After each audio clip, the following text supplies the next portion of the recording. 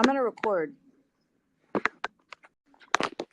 Okay, we got combining functions. So what we're going to do is, what am I going to say about combining functions? We can add. We can subtract like we did a while ago whenever we did, my pen's not working. It's totally not working.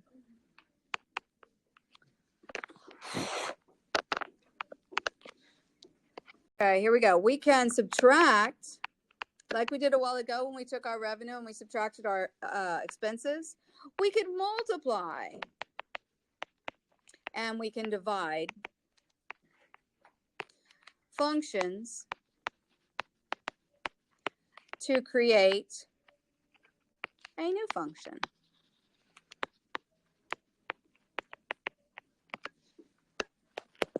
So now let's talk about that wonderful function notation that I know you love. Our function notation, which is a little scary until we get the hang of it and then we realize, oh, it's really nothing at all, is where we have input or output to plug into the equation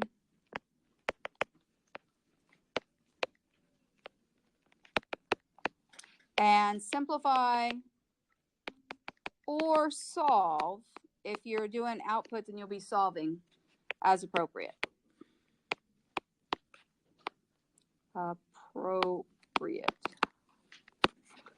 So if I'm plugging in an input value, then I'm just going to simplify it, right? I multiply, add, boom, I'm done. But if I'm plugging in an output, then I got to subtract and do all that kind of stuff. Okay? So we have input or output to plug into an equation, and we're going to simplify or solve as appropriate. So now let's look at these. I have 3 functions here. How do I know G is a function? It's an equation. I can't do the vertical line test. How do I know G is a function? It tells me because it says G of X. That means it's a function. That's the difference between having a Y there and having G of X. If I have a Y, I don't know. F is a function because it passes the vertical line test.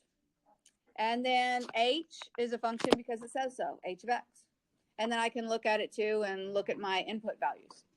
So our first one says we want to take H of 2. So that means go to the H function and find the Y value where X equals 2. -5, right? Shoot. Plus, now they want us to do F of 2, which means we want to go to the F function and find the Y value for where X equals 2. 3, which gives us, boom, we just added 2 functions. Next one. The next one is G of 7, right? Hold on. So G of 7 is this doodad right here.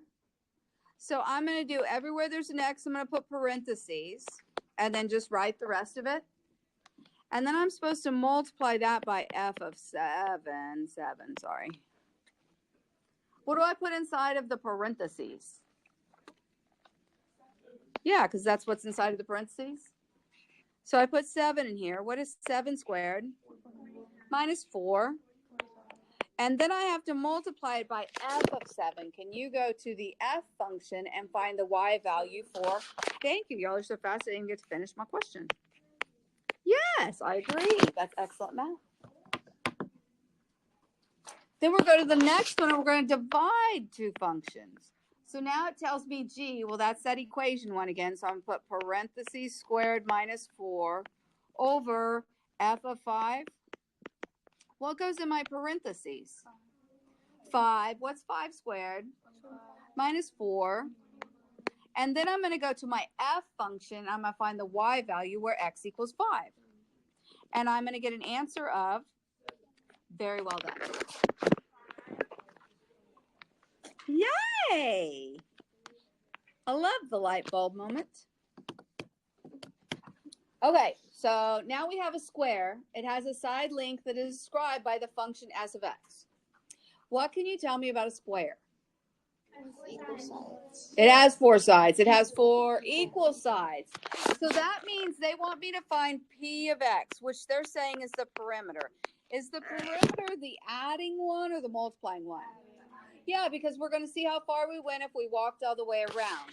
So how many sides are there? 4. So we're going to do 4 times s of x, which represents one side. Now, if I had enough space, I would be working down, but since I don't, I'm going to work to the right. So now I have 4 times, well, what is s of x? 2x plus 1.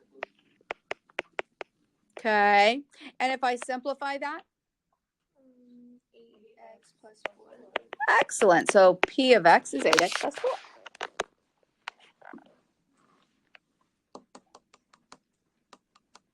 We okay with that one? Wait, where did you get 2x plus 1? It's right there. It's a good joke. I laughed inside. Use s of x to write a function for the area. So if the other one, perimeter, is adding, then I'm betting area is multiplying. So what are we multiplying? The 2 sides, side times side. So we're going to do s of x squared. Side times side, right? So one side equals 2x plus 1 squared, right? And then don't do any weird math now. This is actually 2x plus 1 times 2x plus 1. There's lots of multiplying involved in this. Everything in the first parenthesis has to multiply everything in the second parenthesis. So it goes 2x times 2x squared. 2x times 1. 1 times 2x.